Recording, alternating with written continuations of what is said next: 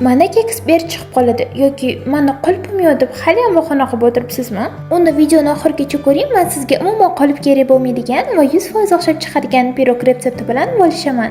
Bismillah deb idishimizga 2 dona tuxum chaqib olishdan ishimizni boshlaymiz. 2 dona tuxumimizni yaxshilab aralashtirib olamiz va ustiga 1 stakan shakar solib, yaxshilab oppoq ko'pik hosil bo'lgungacha aralashtirib olamiz.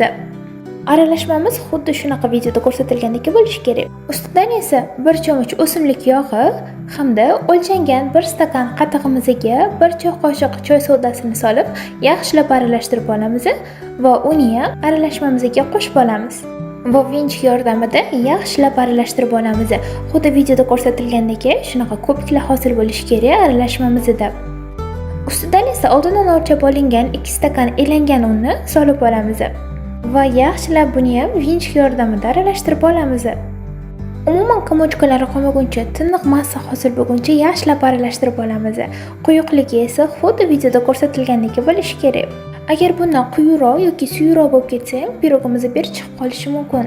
Video boshida aytib o'tganimdek, ushbu pirogimizga hech qanaqa qoliplar kerak bo'lmaydi. Yuzdagi xohlagan idishingizga so'zingiz bo'ladi. Men shunaqa idishdan foydalandim. Idishimiz yorilib ketmaydimi degan savollar uchun umuman yorilmaydi, bemalol qo'rqmasdan pishiraversangiz bo'ladi. Pirogimizni idishimizdan osonlik bilan ko'chib chiqishi uchun avvaliga yog'lab olib, so'ng esa shunaqa ustidan un sepib chiqib, keyin xamirlarni solib chiqsangiz bo'ladi. Suyuq xamirimizni idishlarimizga solib olganimizdan so'ng ustini esa xohishga qarab bezatishingiz mumkin. Pirog usti shunaqa yaltillab chiqishini xohlasangiz, ozgina shakar sepvorsangiz, shunaqa videoda ko'rsatilgandek yaltillab chiqadi. Bezatib olgan piroglarimizni 200 gradusga 40 daqiqa davomida pishirib olamiz. Ko'pchilik shu oddiygina pirogni tayyorlashda qiynalar ekan va men barcha sirlarni shu aktualniy storiyamda qoldirdim. Endi pirogingiz umuman berib chiqmaydi.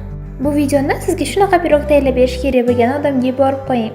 Video yoqqan bo'lsa sizdan like va men davom etaman.